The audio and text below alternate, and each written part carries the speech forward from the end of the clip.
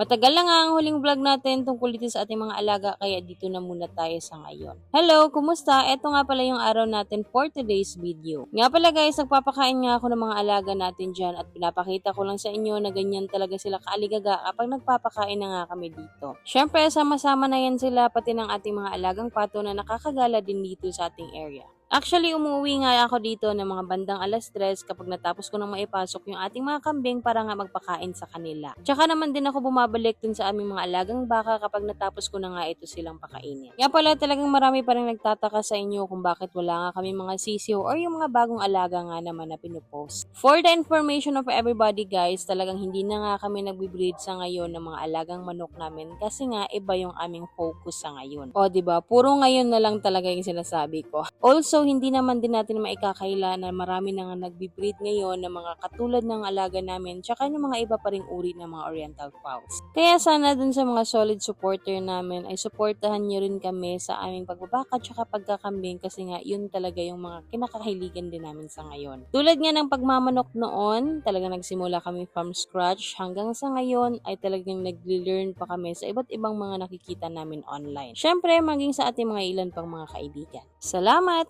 Ingat!